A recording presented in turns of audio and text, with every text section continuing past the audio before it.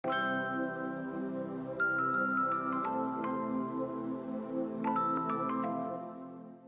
ini kita akan mempelajari perintah array dalam AutoCAD. Fungsi dari perintah array ini adalah untuk menggandakan objek dalam jumlah dan jarak yang teratur atau berpola. Untuk pilihan cara masukkan perintahnya bisa melalui command line, kita ketik array ARRAY, kemudian kita tekan enter. Atau melalui toolbar atau tool palette. Di sini kita cari yang simbolnya seperti ini.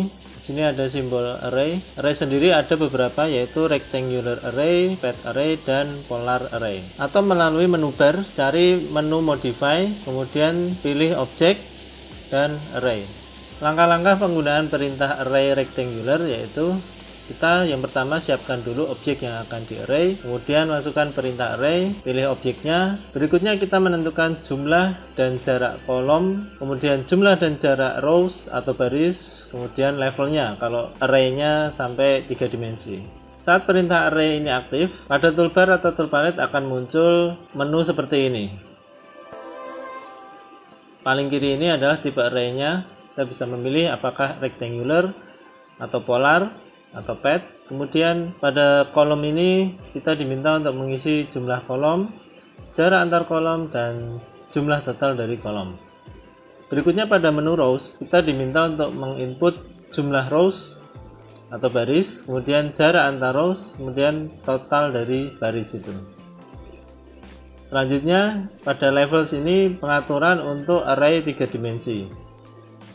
Jadi kalau columns ini adalah arah penggandaan objek pada sumbu X, rows ini adalah arah penggandaan objek pada sumbu Y, sedangkan pada levels ini adalah arah penggandaan objek pada sumbu Z.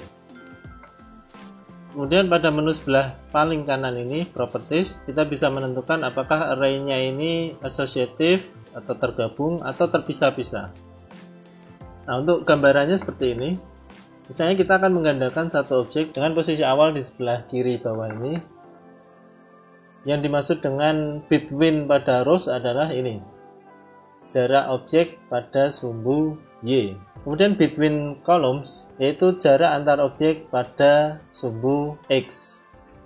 Jarak yang dimaksud di sini adalah jarak as ke as, atau dari titik pusat objek ke titik pusat objek berikutnya. Pada contoh ini jumlah kolomnya 4, 1, 2, 3, 4, kemudian jumlah rows-nya 3, 1, 2, 3. Untuk total kolom, ini adalah jarak total antara objek paling kiri terhadap objek paling kanan. Sedangkan total rows ini adalah jarak total antara objek paling bawah ke objek paling atas, dan sebaliknya. Sedangkan untuk levels, tadi sudah disebutkan bahwa levels ini berfungsi untuk array 3 dimensi. Nah, ini dilihat secara isometri ya. Jadi, selain digandakan ke arah X dan Y, objeknya juga bisa digandakan ke arah sumbu Z atau sumbu vertikal dengan jumlah level yang kita isikan, dan between levelnya juga bisa kita input atau kita mengisikan total levels. Sebagai informasi, jika kita mengisikan nilai between baik pada kolom, rows ataupun levels, maka nilai total akan diperhitungkan secara otomatis oleh AutoCAD. Maksudnya AutoCAD akan menjumlahkan total jarak kolom, rows, dan level secara otomatis dengan mengkalikan jumlah kolom dan between-nya, atau jumlah rows dengan between-nya, atau jumlah level dengan between-nya. Tapi jika kita mengisikan nilai total baik pada kolom, rows maupun level, maka nilai between ini akan otomatis dihitungkan juga oleh AutoCAD dengan cara membagikan jumlah jarak total ini dengan jumlah kolomnya, atau jumlah rows-nya, atau jumlah levels-nya. Oke, sekarang kita coba langsung pada AutoCAD. Pertama kita siapkan dulu objek yang akan di array. Kita buat objek segi 4 dengan perintah rectangle dengan panjang 0,2 dan lebarnya 0,1. Enter. Oke, kita zoom. Berikutnya kita masukkan perintah array AR. Enter. Kemudian select object, kita pilih objek yang akan di array ini dan tekan enter. Di sini kita pilih rectangular. Kemudian pada toolbar di atas atau tool palette ini kita atur jumlah kolomnya 4, kemudian jarak antar kolomnya 1, totalnya kita biarkan saja, otomatis dia akan terisi. Nah, seperti ini 3. Kemudian rows-nya kita isi 3 dengan jarak antar rows-nya ini 1. Oke. Hasilnya seperti ini. Jangan lupa untuk klik close array ini, artinya kita akan menyimpan hasil array ini. Oke. Setelah berhasil di array, coba kita lihat. Ketika kita klik salah satu hasil array ini, maka akan terpilih semua objek array ini. Kenapa? Karena kita tadi waktu membuat array ini kita pilih opsi associative array pada properties tadi. Oke, kita ulangi sekali lagi. Kita buat objek, sekarang misalnya lingkaran.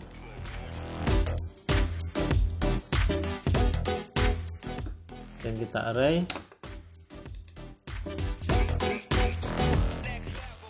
rectangular. Oke. Kita beri angka yang sama, kolom 4 jaraknya 1, rows-nya 3 jaraknya 1. Oke.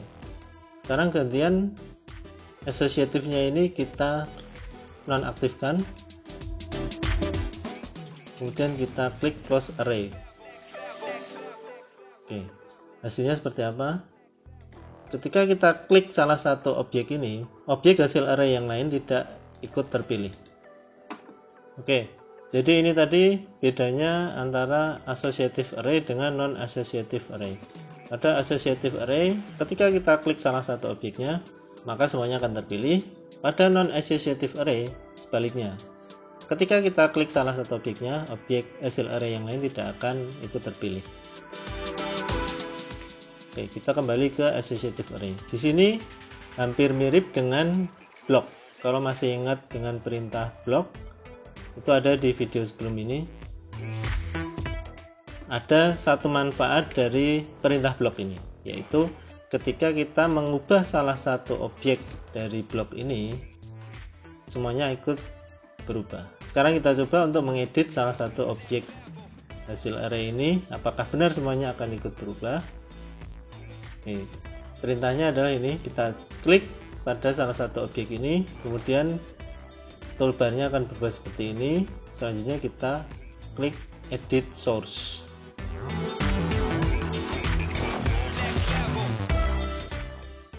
Kita klik, kita pilih OK. Nah, ini kita rubah, misalnya kita buat ini menjadi persegi 4 atau bujur sangkar. Nah, stretch.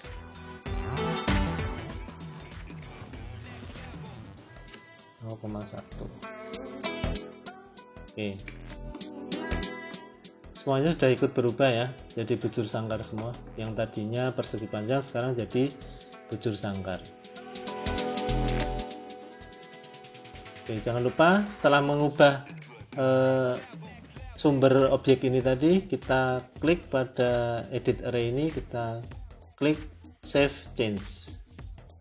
Kalau kita pilih discharge change, berarti perubahan tadi tidak akan disimpan. Karena kita akan menyimpan perubahannya, kita pilih save change. Nah, itu tadi salah satu kelebihan dari associative array, dimana kita bisa merubah salah satu objeknya, kemudian objek yang lain akan ikut berubah. Kelebihan lainnya dari associative array adalah kita masih bisa mengubah jarak ataupun jumlah dari objek yang ada ini dengan jumlah atau jarak yang baru. Caranya bagaimana? Langsung kita pilih aja. Kemudian di panel ini kita rubah, misalnya jumlah kolomnya menjadi 5. Jaraknya misalnya tetap, kemudian rows-nya misalnya menjadi 2. Jaraknya antar rows ini menjadi 2. Oke, hasilnya seperti ini. Jangan lupa untuk klik close array. pada non-associative array ini hal itu tidak bisa dilakukan karena hasil array ini adalah objek-objek yang berdiri sendiri yang tidak lagi bisa diedit jarak ataupun jumlahnya secara otomatis. Bisa sih, tapi harus secara manual satu persatu.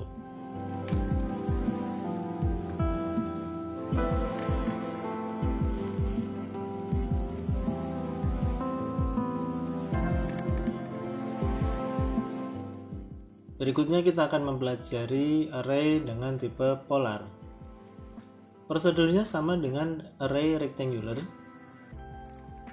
Hanya saja perbedaannya hanya ada menu items dan rows. Pada items ini kita mengisikan jumlah penggandaan objek. Between di sini adalah jarak sudut antar objek, sedangkan fill adalah besar sudut yang dibentuk dari keseluruhan array polar ini. Misalnya di sini 360 fillnya, berarti itu arraynya akan membentuk satu lingkaran penuh. Kemudian jika fill ini sudah kita tentukan, maka between-nya akan dihitung dengan cara pembagian antara fill dengan items. Demikian juga sebaliknya, jika jumlah item dan between ini kita tentukan, maka fill akan dihitung secara otomatis. Berikutnya pada menu rows ini, rows adalah jumlah baris yang dibentuk, misalnya seperti ini ada 2 baris, rows-nya ada 2, kemudian between-nya adalah jarak antar rows ini, kemudian total ini adalah jarak total antar rows atau antar baris. Oke, kita praktekkan langsung di AutoCAD. Oke, misalnya kita sudah mempunyai satu objek yang akan kita array secara polar, yaitu objek lingkaran ini. Oke, sebagai panduan titik pusat dari array polar ini, kita buat garis dari titik pusat lingkaran ini. Kita nyalakan OSNAP-nya, center, kita aktifkan OSNAP center, dan kita buat garis dari titik pusat ini ke arah kanan sepanjang misalnya 1, enter. Oke, ini kita array, masuk perintah array, AR, enter. Kita pilih objek lingkaran ini, enter. Kemudian kita pilih polar. Di sini kita diminta untuk menentukan center point dari array ini. Oke, kita klik di sini. Oke, sudah kelihatan ya hasil arraynya seperti apa. Di sini ada 1, 2, 3, 4, 5, 6 objek hasil array. Oke. Pada item ini kita lihat di sini itemnya ada 6, between-nya 60, fill-nya 360, rows-nya 1. Oke, coba kita edit. Misalnya itemnya kita rubah menjadi 8. Oke, 8, enter. Nah, secara otomatis jumlahnya akan bertambah. Between-nya juga akan berubah karena 360 dibagi 8. Oke, kita tambah lagi misalnya 10. Nah, akan bertambah terus sesuai jumlah item yang akan kita isikan. Oke. Misalnya fill-nya kita rubah menjadi setengah lingkaran atau 180 ya, berarti kita ketik aja, hasilnya seperti ini. Ini berarti hanya 180 derajat saja. Oke, jadi kondisinya seperti itu ya. Kita kasih 360 misalnya. Nah, sekarang kita coba untuk mengedit rows ini. Misalnya kita kasih rows-nya 2. Misalnya kita kasih between-nya 0,5. Akan merapat ya. Kita pilih 1, dia akan menjauh. Ini jarak antar objek yang di array. Oke, jangan lupa pilih salah satu associative atau non associative. Jika misalnya hasil array ini mau diedit lagi, misalnya diganti jaraknya atau jumlahnya, disarankan pilih associative. Dan jangan lupa close array. Oke. Hasilnya seperti ini ya. Selanjutnya kita coba fitur lain dari polar array ini. kita coba buat satu objek persegi panjang, panjangnya 0,3, lebarnya 0,1. Oke, seperti ini. Kita array polar.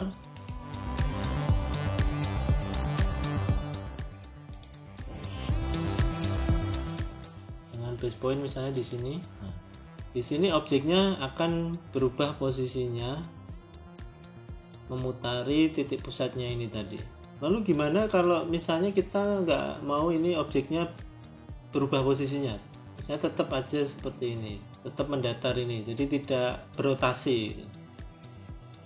Solusinya adalah pada rotate items ini kita klik. Nah, posisinya dia tetap mendatar, tidak akan berubah posisinya, tapi dia tetap akan di array atau digandakan memutari titik pusat tadi itu. Oke, nah close array.